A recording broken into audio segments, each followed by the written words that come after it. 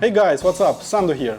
So about this, my favorite barbershop is closed due to the lockdown, and others are closed too, so I'm forced wearing hats for God knows how long.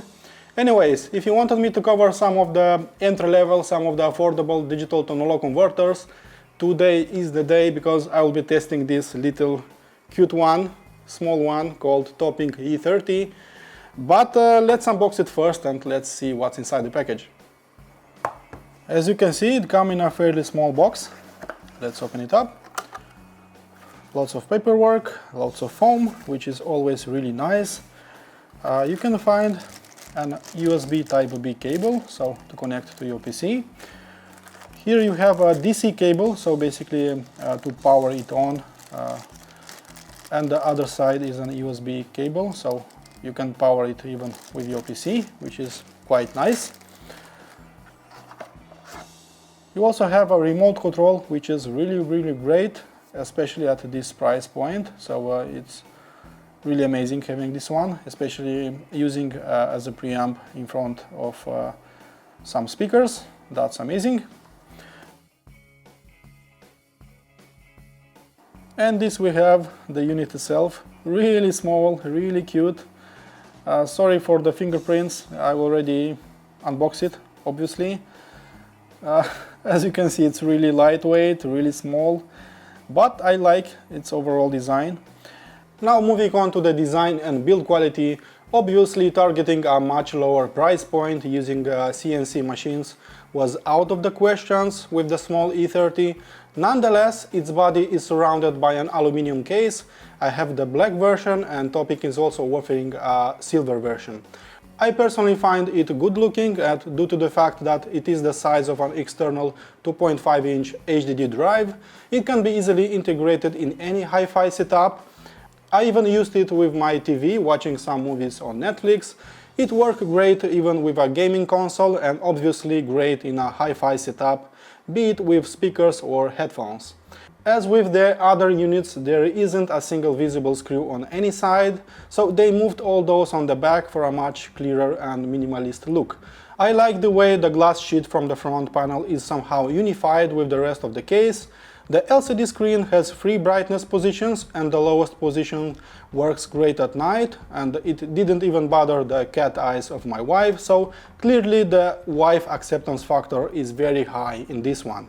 In terms of controls and connectivity, you really can't have a clearer look than this one, without a single button or switch or a volume knob on the faceplate. Well, almost without a button, since E30 will be powered by touching the right side, which has a touch panel, for a few seconds. A very elegant approach of powering the unit.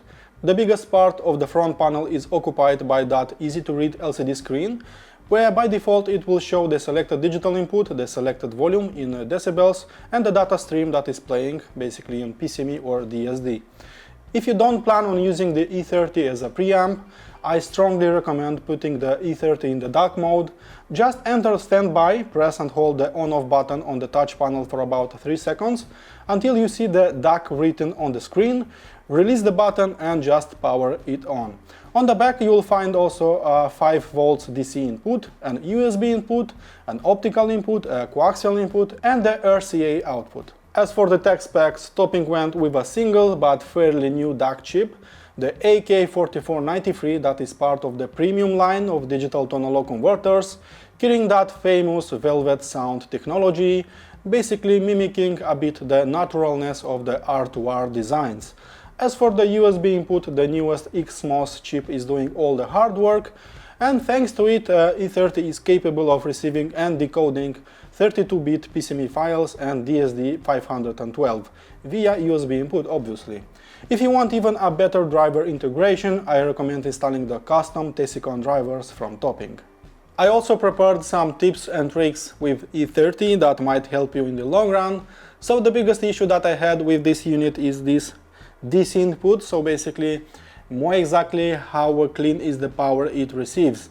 So since I used it a lot in front of my PC, first of all I powered it by the front USB ports of my PC, and there was a really big disappointment on my face. as the background from black turned to gray, and from perfect silence I was hearing just a bothersome low intensity pitch that just didn't work that well with this unit. Then I decided moving to the rear USB ports of my PC. So noise floor lowered quite a lot, but I would still hear it in louder passages when just an absolute silence would appear for a second or two. So moving on to one external charger, smartphone charger that I used, this one's from Xiaomi, things improved considerably, and finally it started sounding like a very respectable and a really serious DAC. So later on I decided trying the external power bank that worked absolutely great with the topping D50S, and that was the moment when I felt that the noise floor dropped to such a point that even I can't even spot with the very sensitive IEMs like these ones, like Fire FH7. So the lesson is quite simple: stay away from the noisy USB ports. But who knows, maybe your PC is not that noisy as mine. So use external power as much as possible as I tried. So an external smartphone charger worked great in my case. But if you have an external power bank, please try this one. It's working really great with the E30. So you'll basically unleash the full potential of E30 and offering the blackest background and the cleanest background that I ever heard with this unit. Okay guys, so I think it's time to press that play button and listen to some tunes and see how it performs. So in terms of sound performance, maybe topping cut the costs using a simpler metal case and not a CNC one that they used on D50S, D70, D90, DX7 Pro. Maybe they used a simpler display and a simpler menu. They abandoned that Bluetooth input of D50S and D90. However, I know where topping didn't cut anything and didn't abandon anyone, and that is the sound quality department. So I'm not saying this because it's cool saying this, but because I had really a great time with E30. I listened to multiple albums with this one, and there were just few times when I just forgot that I'm still on E30 and not on my reference Matrix Audio Element X. In terms of sound signature, from the first seconds of pressing play, with my eyes closed, I could basically swear that I'm listening to an AKM-based DAC. Why are you asking this? Basically because transparency was great, and that is one of the traits of an AKM DACs. I could basically look deeper into my tunes. Texture was always quite natural. I could feel that body of all the acoustic instruments. I could feel the wood, for example, on the violins. I could feel the wood on the guitars. Soundstage was a bit wider than usual compared to, let's say, ESS technology, so ESS Sabre designs. Depth was by a smidge a little bit deeper, basically strengthening my findings. So there was a very apparent smoothness all over all tracks that I listened. Mid-range was notably fuller sounding. Even my reference Matrix Audio Element X is not sounding as full.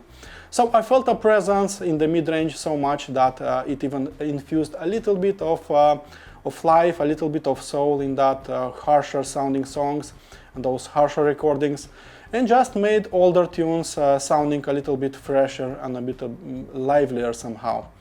So this is definitely an AKM-based design, so there is no doubt about this in my mind. The only thing that I could complain about in this unit compared to, say, a high-end DAC is that the detail retrieval is not really the best trait of this unit. So I could spot those micro details, but only with my eyes closed. With the best ones, I basically don't need to close my eyes. So those micro details are still there, but are not screaming for your attention, are not screaming for some prime time. So treble lovers will be slightly disappointed to know that E30 is playing the safe game. So rendering the trebles quite natural and clear, but without any over sharpening, how some DACs are doing nowadays. So let's dive step by step and see how it sounds. Moving on to the soundstage and depth, this is basically the area where E30 is shining the most. Even compared to pricier units, it might impress you quite a lot. So do note that a very big part of this chapter is directly tied to the background noise.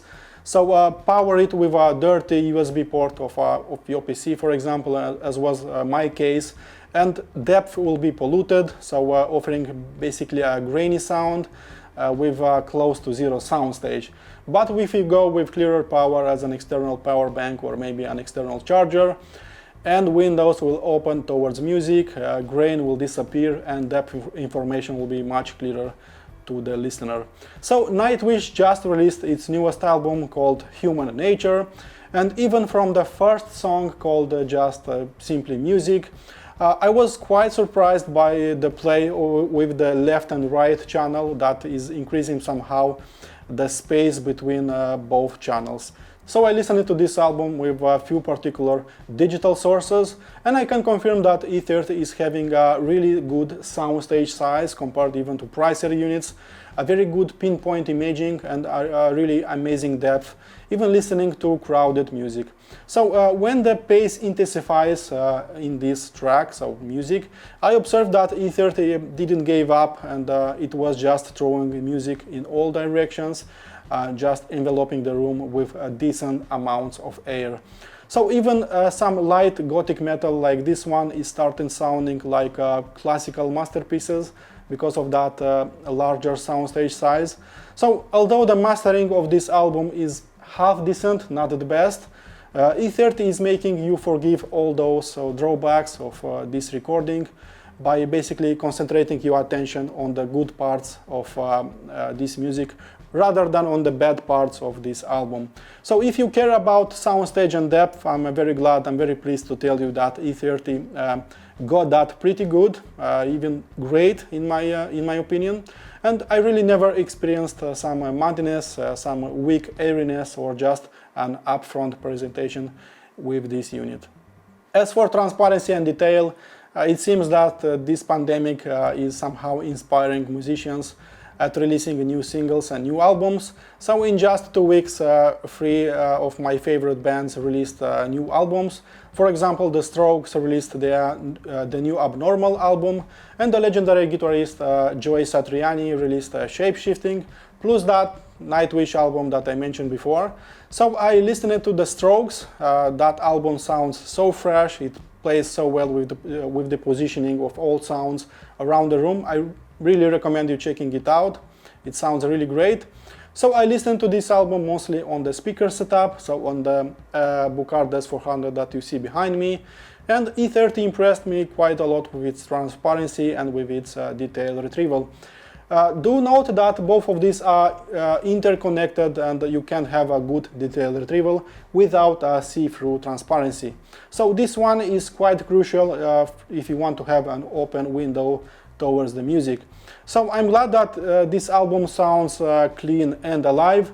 So I wasn't experiencing the last world in terms of ultimate detail. E30 doesn't do that, I'm sorry about that. The frequency extremes were just by a hair rolled off a bit, but everything else sounded really engaging, so really lifelike, and natural.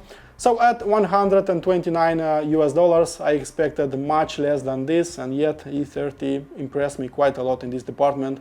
I want to point out that E30 is an optimist sounding DAC, and by that I mean that it will highlight the best parts of your music, of the frequency response, for example. It will widen and will deepen the stage, will make everything just a little bit breathing more air. It will show a decent amount of detail, but it will hide away some of those micro details that could bother you in the long run. It will hide some of the imperfections. It will round a bit the treble performance and will add a bit of color to your music. So it somehow wants to impress with the good parts and just hide away the bad parts of your records. In terms of transient response, this is a quite easy chapter for me. So just pair it with a faster sounding amplifier like say Benchmark HPA4, Barca Conductor 3, Flux Lab Acoustics FCN10, and E30 will just start sounding really punchy, really alive and really impactful. So I really can't complain a lot about its speed and overall enjoyment level. It sounds just by a hair a little bit slower compared to the best ESS designs the best ESS cyber designs, but E30 is not really targeting or not fighting those devices at all. So even right now I can tell you that E30 sounds a lot faster than the Logsg D20, about on the same level with a much more expensive Barson Audio Swing. It sounded by a hair slower than the topping D50S and considerably slower than the topping DX7 Pro. So E30 can even sound gentle or mellow if you want, with something like an X-Duo TA30 or any tube-based amplifier. So it really depends on what follows the E30 as the amp stage for this unit. I personally listen to a lot of punchy and engaging music. I can say that at about 80% of my audiophile diet. So as you might expect, transient response is one of the most important aspects for me. So connected to an external power bank, E30 sounded engaging, quite punchy, without showing signs of being lean or just plain boring sounding. So I really don't know how topping did it, since I know that a good punch, a good transient response can be obtained only with a good power reserve and with a powerful output stage. But looking at this small case, I really can't explain how they did it. Secret sauce? Probably. Moving on to the frequency response, I'll first start with the sub-bass. So even right now I can tell you that it goes pretty low, it hits pretty fast too. It always carries just a healthy amount of kick and impact into the chest. Also surprisingly, it sounded quite layered. I felt multiple layers while listening to a speaker setup, mostly on my electronica music. Even indie rock sounded quite special, and I could focus pretty easily on that bass guitar, pretty easily with the right transducers. So, for example, OTC LCD4 sounded especially impressive on everything that has a direct connection with the bass of mid-range. So LCD4 is showing can show lousy bass notes with weak sources and amplification. But again, I don't really know how topping did it, but the frequency response, I think that it showed just very great potential. Mid-bass is just by a hair more pronounced, and every time makes a splash there is a bass note in the background. So it is indeed a little bit greater in terms of dynamic swings compared to the sub-bass, but it always stays clean, it always stays undistorted and transparent all the time. So it can be considered as a warmer type of bass, if you will. There is definitely a little bit more rumble down there, and just a bigger engagement factor to be felt in the mid-bass compared to the sub-bass. So moving on to the mid-range, this is one of the most beautiful things about the E30. It's always juicy sounding, always warm inside, carrying just a little bit more naturalness, grabbing my soul every single time I hear a voice or just some chords vibrating. Mid-range has an incredible presence, and together with the mid-bass I consider these two regions as the most impressive in this small unit. So E30 I think elevates just a little bit the mid-range level, making it just sounding a little bit sweeter than usual, less digital in a way, and more engaging to listen in the long run. So I've got a healthy dose of dopamine while listening to E30 on some acoustic music. It will always a toy tapping experience, so I'm quite a lot into natural and smooth sounding mid-range, and E30 got that perfectly covered for me. Moving on to the treble region is done in a very smooth fashion, in a very smooth way, without putting in the shadow any of the frequency range. That is not happening. So treble has a decent amount of bite, a decent amount of shine, but it is really against any brightness, against any shrillness. The top octave is present, but it's a bit harder to spot. It's there, but only in decent doses, let's say so. So E30 is just by a hair rolled off past 15 kHz, and that can be felt only by comparing it with higher performing sources. Otherwise, that can be spotted not so easily. So topping went with a safer tuning, let's say so, with this one. Wanting to impress a music lover first and then an audiophile later on. If I would choose a warmer sounding source or a brighter sounding source, I'll always choose for a warmer source because it's much easier pairing it with a wider variety of amps, speakers or headphones. So I believe that the tonal balance on this one is quite impressive, scoring just great points in terms of bass, mid-range, and just taming down that upper treble to manageable levels with some bright songs, with bright tracks. In my opinion, E30 is quite an overachiever, so even compared to portable digital audio players at double or even at triple the price that can work as a desktop DAC, those can't hold a candle to the E30 in terms of DAC performance as a DAC-only device.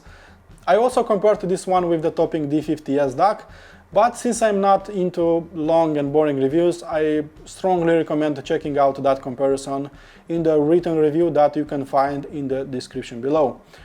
As for the conclusion, this will be a very easy one, a very simple one. So topping E30 is quite an overachiever in every possible way, and I can't tell you enough how awesome it is at just 129 bucks. So yes, it's small, it's cute, it's quite cheap, but once you connect it to a really serious system, it starts blooming and showing all its awesome skills. So connected to a faster sounding solid state amplifier, and all the tiny cons that I had with it just will be counterbalanced back.